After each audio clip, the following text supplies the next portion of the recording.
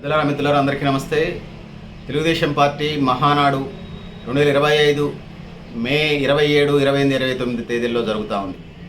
23,000 మంది ప్రతినిధులు అంటే డెలిగేట్స్గా అక్కడ ఈ మహానాడు సభానండి కాన్ఫరెన్స్కి అటెండ్ అయ్యారు.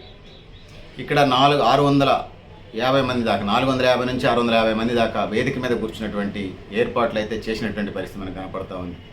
100 ఎకరాల్లో పార్కింగ్ షెల్టర్లు ఇవన్నీ చేస్తుంటాయి. ఇంకొక వైపు వర్షం కూడా వచ్చిపోతూ ఉంటుంది. సో దీనికి సంబంధించి తెలుగుదేశం ఆంధ్రప్రదేశ్ తెలంగాణ డివిజన్ జరిగిన తర్వాత ఆంధ్రప్రదేశ్ కేంద్రంగా తెలుగుదేశానికి సంబంధించినటువంటి మహానాడు కార్యక్రమాలు జరుగుతూ ఉన్నాయి. దీనికి సంబంధించి ఇప్పటికే మనం గత వీడియో చెప్పాం. మళ్ళీ తెలుగుదేశం పార్టీ లీడర్లు అందుబాటులో ఉంటే వాళ్ళతో మాట్లాడిపించే ప్రయత్నం తర్వాత అయినా చేద్దాం.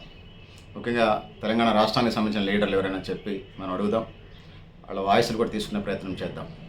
సో ఈ క్రమంలో కడపకు సంబంధించి రాజశేఖర రెడ్డి ముఖ్యమంత్రి అయ్యే నాటికి తప్పైతే అప్పటిదాకా తెలుగుదేశం పెట్టిన దగ్గర నుంచి కడప జిల్లా తెలుగుదేశం పార్టీ కంచుకోటగా ఉండేది. రాజశేఖర రెడ్డి అభా వచ్చిన తర్వాత వెనకబడింది. మొన్న 2024 ఎన్నికల్లో మళ్ళీ కడప ప్రాంతంలో ఉమ్మడి కడప జిల్లాలో తెలుగుదేశం పూర్వవైభవం సాధించింది. సరే, ఏది ఏమైనప్పటికీ మన గ్రౌండ్లో మనం ఉండి తొడగొట్టడం వేరు, ఎదుటోడు గ్రౌండ్కి వెళ్ళి తొడగొట్టి సవాల్ చేయటం వేరు. సో జగన్మోహన్ రెడ్డి వైఎస్ఆర్ కాంగ్రెస్ పార్టీకి ఆ రాష్ట్రంలో 40% ఓట్లు ఉన్నాయి. అక్కడికి వెళ్ళి కడప గడ్డలో తెలుగుదేశం గర్జన చేస్తుంది. సో భవిష్యత్ పరిణామాలు తర్వాత ఏముంటాయో మళ్ళీ డిస్కస్ చేసే ప్రయత్నం చేద్దాం. అయితే మహానాడు రసవత్తరంగా జరుగుతుంది. ఒకవైపు వాళ్ళ పార్టీకి సంబంధించిన ఎజెండా అయినా కూడా ప్రభుత్వంలో చాలా కీలకమైనటువంటి భాగస్వామిగా చంద్రబాబు సిబిఎన్ ఉన్నారు. ఆ సిబిఎన్కి సంబంధించినటువంటి ఏదైతే ఉందో సహజంగా ఆయన ముఖ్యమంత్రి మోడీ గారితో పాటు ఈ సమకాలీనటువంటి లీడరు, సహజంగానే అక్కడ ప్రభుత్వం నడిపించే దాంట్లో ఆయన కూడా ప్రధానమైనటువంటి కీలక పాత్ర ఉన్నదనేది ప్రజలు నమ్ముతూ ఉన్నారు. ఆంధ్రప్రదేశ్లో కూడా వాళ్ళు కూటమిగా ప్రభుత్వం నడుపుతూ ఉన్నారు. ప్రభుత్వం ఇచ్చినటువంటి హామీలు అమలు చేసే దిశగా ప్రయత్నం చేయటం. తెలుగుదేశం పార్టీ ఇప్పటికే భారతదేశంలో ప్రాంతీయ పార్టీలో అత్యధిక మెంబర్షిప్ కలిగినటువంటి పార్టీగా తెలుగుదేశం పార్టీ ఉన్నది. పసుపు సైనికులు కడపలో సంబరాల్లో మునిగి తేలుతున్నారు. సో ఏది ఏమైనప్పటికీ కూడా పెద్దలారా మిత్రులారా, సో ఆ వేదికగా అనేక అంశాల మీద పార్టీ చేసింది. కార్యకర్తలే యజమానులు అంటున్నాడు సిబిఎన్. తెలుగుదేశం పార్టీని కార్యకర్తలే యజమానులు అంటున్నాడు. ఆ వైపుగా నిర్మాణపరమైనటువంటి చర్యలు కూడా తీసుకుంటున్నటువంటి పరిస్థితిని మనం చూస్తూ ఉన్నాం. పెద్దలారా మిత్రులారా, ఇది పరిస్థితి. సిబిఎన్ తన మీటింగ్లో చెప్తా ఉన్నాడు, 2024-25 ఎన్నికల్లో ఆంధ్రప్రదేశ్ ప్రజలు మనకు అపూర్వ విజయం కట్టబెట్టారు. పసుపు సైనికులు పార్టీ నాయకత్వమే దీనికి కారణం. జనసేన, భాజపా, భారతీయ జనతా పార్టీలు కలిసి కూటమి ఏర్పాటు చేయడం మహా విజయానికి తోడ్పడ్డదనేది సిబిఎన్ మీటింగ్లో మనకి విన్నప్పుడు అర్థమవుతా ఉంది. పరిపాలన అంటే హత్యా రాజకీయాలు, కక్షాదింపులు కాదు, వేధింపులు కాదు, తప్పుడు కేసులు కాదు. అవి గత వైఎస్ఆర్ పరిపాలనలో, జగన్మోహన్ రెడ్డి పరిపాలనలో జరిగిందని తెలుగుదేశం కార్యకర్తల మీద తప్పుడు కేసులు పెట్టి వెంటాడి వేధించి ప్రాణాలు తీసి ప్రశ్నించిన నాయకుల గొంతుకులు కోశారు, పీకలు కోశారు. పసుపు సింహం ఆ విధంగా మాట్లాడినటువంటి సందర్భాన్ని మనం సిబిఎన్ మాటల ద్వారా విన్నాం. సో రాజకీయ అవినీతి మీద ప్రజలు పట్టించుకోవడం నిజం కాదు, పట్టించుకోరు అనడం నిజం కాదు. ఈ విజయం అవినీతి మీద జరిగినటువంటి విజయంగా మనం భావించుదాం. 2024-25 ఎన్నికల్లో మనం అట్లానే అధికారంలోకి వచ్చామని సిబిఎం తన మాటల్లో తెలుగుదేశం పార్టీ తన మహానాడు వేదిక నుంచి వినిపిస్తూ ఉంది.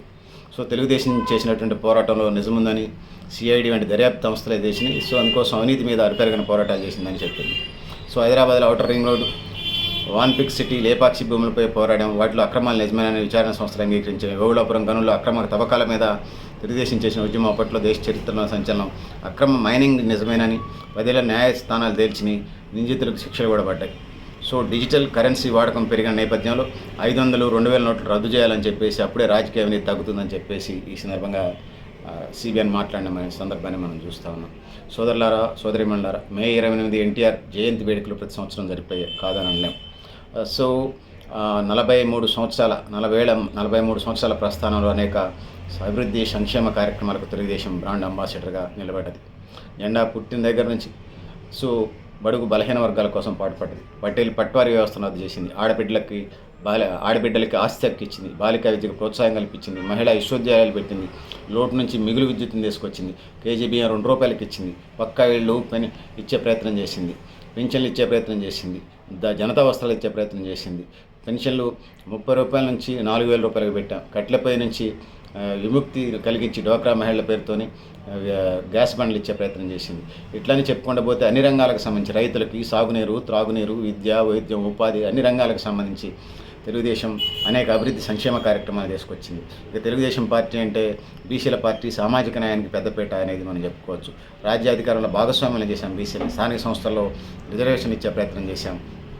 రాజకీయ పార్టీలు ప్రాంతీయ పార్టీగా పుట్టి 45 రోజుల్లో కోటి సభ్యత్వాలను పూర్తి చేసిన ఏకైక పార్టీ తెలుగుదేశం పార్టీ అనేది మనం చెప్పుకోవచ్చు. సో 2024లో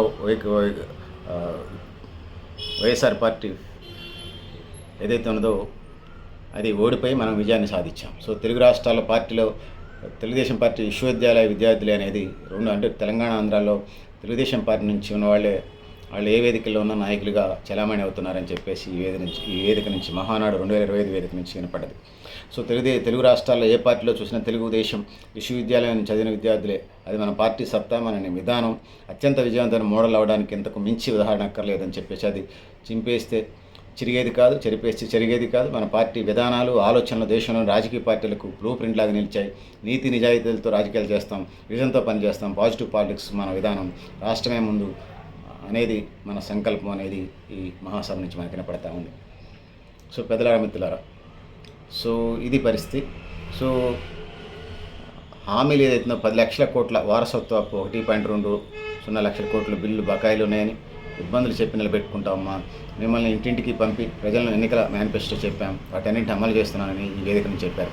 తెలుగుదేశం పార్టీ నీరు, చెట్లు, ఉపాధి హామీ, ఇతర పనులని బిల్లులని ఏకాభి ప్రభుత్వం పక్కన పెట్టి ఆ బిల్లులని చెల్లించే బాధ్యత తీసుకుంటాం. అంటే పాత పెండింగ్ బిల్లు ప్రభుత్వం తర్వాత వైఎస్ఆర్ వచ్చింది, పాత బిల్లుని పెండింగ్ క్లియర్ చేస్తున్నారు. పాఠశాలలు ప్రారంభించే ముందే తల్లికి వందనం ఆ కార్యక్రమాన్ని అమలు చేస్తాం. రాయలసీమలో ఉద్యాన హబ్బు చేసేస్తాం. అన్నదాత సుఖీభవ కింద ఇచ్చే 6,000తో కలిపి మేము 3 విడతల్లో ఖాతాల్లో వేస్తాం. ఆగస్టు 15 మహిళలకు ఉచిత బస్సు ప్రయాణం ప్రారంభిస్తాం. ఇట్లా చెప్తున్నటువంటి పరిస్థితి తెలుగుదేశం అధ్యక్షుడి వెనుక కనపడతా ఉంది. నారా లోకేష్ని వర్కింగ్ ప్రెసిడెంట్ చేసే పరిస్థితి మనకు కనపడతా ఉంది. సో తెలుగుదేశం పార్టీ జాతీయ అధ్యక్షుడి ఎన్నికకు సంబంధించిన ప్రకటన నిలబడింది. ఈ మేరకు మహానాడు వేదిక అంటే ఎన్నికల కమిటీ చైర్మన్ వర్లరామయ్య షెడ్యూల్కు సంబంధించిన మంగళవారం ప్రకటించారు. సో ప్రస్తుతం జాతీయ అధ్యక్షుడు ఆంధ్రప్రదేశ్ ముఖ్యమంత్రి చంద్రబాబు నాయుడు నామినేషన్ దాఖలు చేశారు. పోటీ ఉండే అవకాశం లేనందున జాతీయ అధ్యక్షుడు చంద్రబాబే, సహజమే కదా, బాబు గారికి ఇంకా పోటీ అండి, ఆయన పార్టీ అది నిలబెట్టింది అదే, ఓడిపోయిన వాడిని నిలబెట్టిన ఆయనే కాబట్టి ఆయనకి సెంత ఉంది. సో పెద్దలారా, మిత్రులారా, ఇది పరిస్థితి. సో పచ్చొక్కాలకు మానాడు కాదనే పరిస్థితి, పసుపు తోరణాలతో కడకల్లాడింది. సో రిజిస్ట్రేషన్కి సంబంధించి, ఫోటో ఎగ్జిబిషన్కి సంబంధించి సో ఆ విధంగా మనం చూడవచ్చు. సో లోకేష్ సభావేదిక మీద కూర్చున్నప్పటికీ అక్కడ ఆశీనులైనటువంటి నాయకులందరినీ పేరు పలకరించారు వేదిక మీద ఉన్న. సో ఫస్ట్ రోజు అట్లా పరిస్థితి కనపడింది. అనేక మంది ఎమ్మెల్యేలు, ఎమ్మెల్సీలు, మంత్రులు, ఎంపీలు అట్లా వీళ్ళంతా కూడా డయాస్ని అలంకరించారు. ఎన్టీఆర్ కుటుంబ సభ్యులు, ఇతర సినీ నటులు కూడా హడావిడి హంగామా మహానాళ్ళు కనపడ్డది. సో దాంతోపాటు రకరకాల ఆహార పదార్థాలు, వెజ్, నాన్ వెజ్ ఐటమ్స్, దేశీయ సాంప్రదాయ షడ్రుష తెలుగు భోజనాలకు సంబంధించి కూడా మనకు కనపడ్డాయి. సో పండగ వాతావరణం కనపడ్డది. సో ఆ విధంగా ఉన్నదని తెలియజేసుకుంటున్నాం. కిటకిటలాడుతూ రిజిస్ట్రేషన్లో కనిపించినాయి. సో రిజిస్ట్రేషన్ సాయంత్రం 6-6:30 దాకా కూడా జరిగిందని అంటే అర్థం చేసుకో. రాత్రి వరకు పార్టీ నాయకులు, కార్యకర్తలు ఉత్సాహంతో ఈ దీంట్లో పాల్గొన్నట్టుగా మనకు అర్థమవుతా ఉంది రిజిస్ట్రేషన్ కార్యక్రమాల్లో మహానాడుకు సంబంధించి.